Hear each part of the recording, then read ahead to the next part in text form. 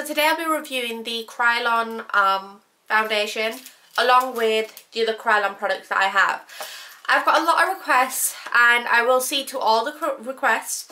It's just I've been settling into my new home, and as all you married ladies would know, it isn't easy to settle into a new home, especially when you've got tons of makeup and tons of clothes to put away. So yeah, I'm still settling in, and I thought I definitely have to do a video because I absolutely miss you guys. I miss like seeing comments, I miss all this stuff, so I was like, I've got to do something. So I thought I'd do like the quickest one.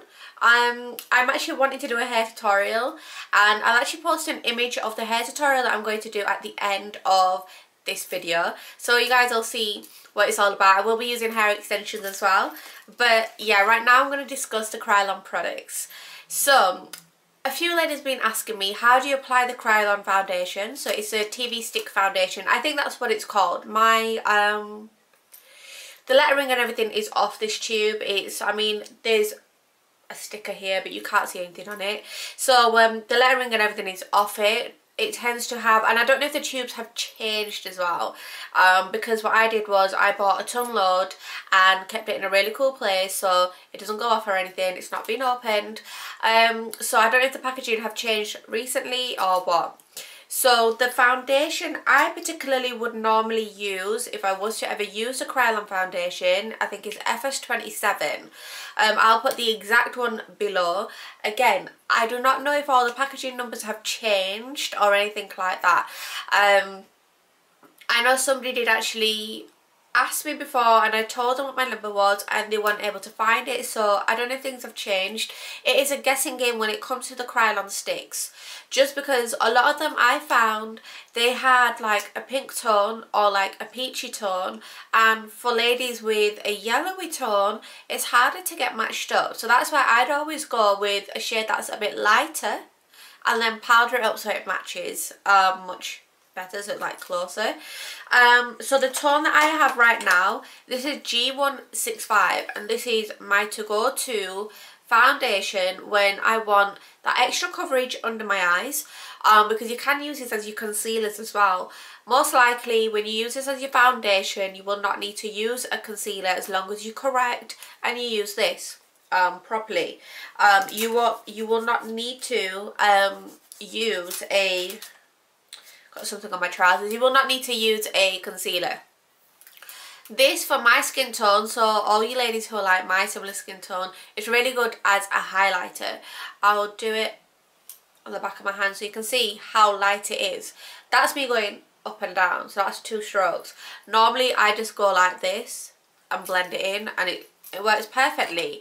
Now when you use this foundation, I am not a fan of those who literally layer the foundation all over the face. When I say layer, I mean like they literally, like it's like your face is a colouring book and then they blend it out. I'm not a fan of that look. I personally think it looks really fake. There was a bride who I've recently got ready for obviously her wedding day, and I'd used this shade along with Ivory, mixed them both up, and she looked as flawless as anything. And the way that I use it is I would either do a line and blend it, or I'd work from the brush and then basically apply. Making sure you do clean it, remove the top layer. You don't want to be spreading germs or anything like that, so make sure if you are using it, especially on other people, you clean it up. But yeah, that's the way that I use it. Now the brushes that I use, I never use a foundation brush like a regular foundation brush. What I find with that is it does not spread the product around properly. It leaves a lot of streaks, and it doesn't look really flawless. If you use this foundation, as much as it's heavy coverage, if you use the right brush, it'll look really flawless. If you're not using the right brush, it'll look really streaky and it'll look really cakey as well, and you do not want that. So the type of brushes, do excuse the dirty ones. You need to use like a kabuki flat top brush. So something like this. These are actually my own brushes that I use on myself. and then my fake Real Technique brushes. My sister actually came across them on eBay, and yeah, I was like, just give me some, because I've got a ton of brushes for my clients, but I do not have a ton of brushes for myself, so I was like, just give me these. So anyway, they were just as good. So as long as it's a flat top, how this is more compact and round, and it's a kabuki brush, dampen the brush slightly. I have a video of how I apply the foundation already on here. I'll link that below, and I'll put a little thing to it on the corner on the side of my video, so you can just click on it and go straight to the video. That is step by step how to apply the TV stick foundation. It's really easy, it's not hard. You'll only go wrong if you put so much on. If you put so much on, that is when creases will appear a hell of a lot more, and when you try to powder, you'll find it's not sitting properly, it's not right. This foundation is not good for day-to-day basis just because of how thick it is. If you're getting somebody ready, or if you're doing like a photography shoot, if you're getting yourself ready for like an occasion, a wedding, things like that, then it's brilliant. It looks amazing on camera. The only reason why I stopped using it is because I came across the Illamasqua Rich Liquid Foundation, and I found I was able to mix colours much better, and I was able to find more undertones for my clients, whereas with the Krylon ones, it's not accessible. You cannot just go to a website and just think, okay, I'm going to order this, because a lot of the websites are not helpful when it comes to like finding the undertones, and it's about researching, and then when you buy and you're buying a ton loads and it's not the right undertones, what do? You kind of buggered. So I would definitely do a bit of research. If there's any sites that I know of, make sure you do look in the information bar below. I'll put everything that I know about the Krylon, where you could get it from, and things like that. So make sure you do take a look in the information bar below. The next thing is the Krylon Super Colour Palette, and this is what it looks like inside. This I haven't actually touched. I probably touched the orange colour. This is like, I use this on all my clients. Everybody asks me, where do you get the orange concealer from? I personally I've got this palette, which is for myself. Then I've got another palette which is for my clients, and that is the orange concealer. This particular palette, the colours are not the same as my other palette. I don't think it's the same.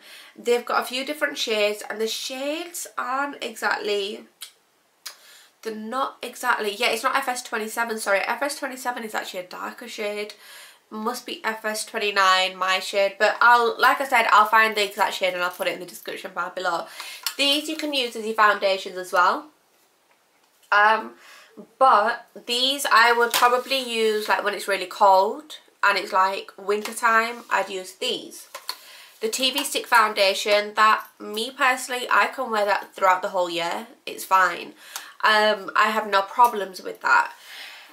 With this, I cannot wear in the summertime just because it melts. And that's what I find on myself, and I don't use these on my clients either. Although I use these as a concealer on my clients. I wouldn't use it as like a full foundation. And then the next thing is a translucent powder. The translucent powder, as much as I say it's translucent is supposed to be so it's not really got a colour. It comes in different shades. This is TL4. And it's got more of a yellow undertone. If I open it carefully. Now this one, my friend actually bought this, didn't use it, and she was like, Reggie, you take it. It's got a lid on it, it's got the holes and stuff, but she didn't use it. The one that I've got that I use on my clients, time to time, again, it depends what sort of foundation I'm using. I hardly ever use the Krylon translucent powder just because I think it's a bit powdery like, and I don't like that. So if I use it, it's to basically highlight round here or to dust off any fallout. I just personally haven't taken to it well. but I would suggest you guys go out and try it. You can get smaller containers, so not this size. This size is a 60 gram. You can get smaller ones if you want to try it, test it, you can do. This I've actually got on now, and I like this one just because it's got a yellow undertone. It sort of reminds me of the banana powder by Ben Nye, the banana powder. It sort of reminds me of that. So the powders, I mean, this one I'm liking. The other one I found it a bit powdery, but this I've only put underneath my eyes. I haven't put anywhere else. So there are a few different products you can try. My sister-in-law bought a setting spray. The setting spray, however, when I tried it, it was a bit alcohol-like, and I don't like it. So I tend to use the Urban Decay all-nighter spray. That's what I use. Now my voice is going weird because I haven't done a video in a very long time. So this is my review on it. I will put a I'll put the link below and in the corner where you can see the step-by-step how I apply the foundation, and I shall also put a picture of the hair of the hairstyle that I'm going to do next. So guys, if you've got any requests, see, it's been such a long time I have not done a video. I am lost for words. If you've got any requests, leave them below. I know a lot of you have been requesting the makeup look of the Fariel McDoom, if that's how you pronounce her surname. I will do that. Like I said, I'm in my new home and I'm settling in, and I'm all over the place because I didn't realise how much makeup I've got. So do bear with me with all the videos. They will be coming. And like I said, I'm going to do a hair tutorial next. And I'm going to be using a set of clip-in hair extensions, which I absolutely love. It's by Love London Hair. But yeah, I'll talk about them more in the next video. And I've got to go because my voice is going weird. But guys, I shall see you soon. Bye.